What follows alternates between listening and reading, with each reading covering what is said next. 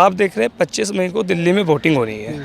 इसी बीच नई दिल्ली में भी मतदाता जो है वो अपनी वोटिंग डालेंगे, आप भी डालेंगे। तो आपको क्या लगता है चुनाव किस तरीके से खास रहने वाला है और किसे आप अपना वोट, कीमती वोट देंगे? देखिए, चुनाव खास इस तरीके से इस वजह से रहने वाला है कि एक तो होता है नॉर्मल कंडीशंस चल रही होती हैं, और जब काफ़ी कंडीशंस ऐसी होती हैं जो हिडन होती है, आम पब्लिक को तो पता ही नहीं लगती है।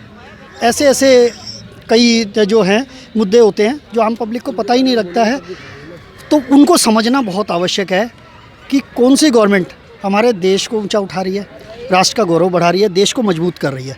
ऐसा नहीं है कि वो हमारे को तो रसगुल्ले खिला रही है, हमारे को तो मुंह में मिठाई दे रही है, चॉकलेट खिला रही है, लेकिन हमारे पैर धरती में दलदल में धंसे जा रहे हैं। देश डूबता जा रहा है, हम डूबते जा रहे हैं, और वैसे हमें लग रहा है कि हम गुलछर्रे उड़ा रहे हैं। तो हमें ये जानना बहुत ज़रूरी है कि कौन हमारा भला चाह रहा है, लॉन्ग टर्म कौन भला चाह रहा है। आपको क्या लगता है कौन चाहता है?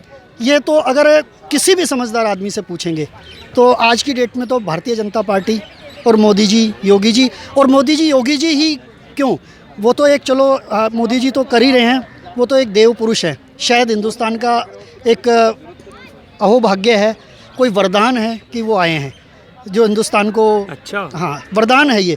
और वैसे मैंने उनका इंटरव्यू भी सुना था कि उनके अंदर ऊर्जा कहाँ से आती है, तो उन्होंने बोला, मैं उससे बात से बहुत प्रभावित हुआ। उन्होंने बोला कि मैं बचपन से मैंने योग किया, मैं एक योगी हूँ। हाँ जी। और योग में लोग कितना विचलित करें, कितनी गालियाँ दें, लेकिन फिर भी मैं अपना काम इसलिए कर पाता हूँ, कि मैं विचलित नहीं होता, और वो उसके लिए चाहिए होता है ध्यान, मेडिटेशन, कंसंट्रेशन। तो उन्होंने ये बात बोली कि मैं योग करता हूँ और मैं ध्यान करता नहीं हूँ, मैं ध्यान को जीता हूँ। इट मीन्स वो पूरा जीवन ध्यान में रहते हैं।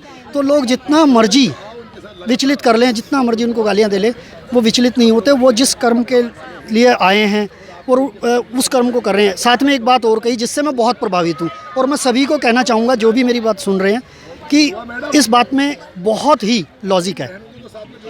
उन्होंने ये बोला कि पहले मेरे को लगता था कि मेरा जो जन्म हुआ है वो बायोलॉजिकल हुआ है, मेरे माता पिता की वजह से मेरा जन्म बायोलॉजिकल हुआ है।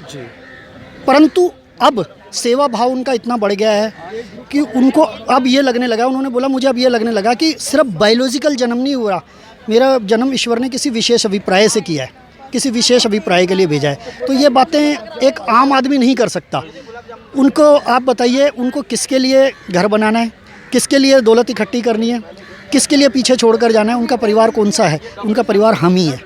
अगर हम सोचें, वो हमारे लिए करके जा रहे हैं, हमारे बच्चों के लिए करके जा रहे हैं, परिवार हमारे लिए छोड़ के जा रहे हैं। हमारे देश को आने वाले कई वर्षों तक एक विश्व शक्ति बनाने के मार्ग पर डाल दिया उन्होंने, और बनेंगे, पक्का बनेंगे। नई दिल्ली में क्या होगा? नई दिल्ली में बांसुरी स्वराज जी, तो जो सुषमा जी के संस्कार हैं वो उनके अंदर हैं। वो अपने लिए नहीं, देश के लिए, हमारे लिए भला करने के लिए ही वो आगे आए हैं। वो एक तरह से देश के लिए भला करने के लिए आगे आ रहे हैं, और हमें वही चुनना चाहिए जो हमारा भला करे।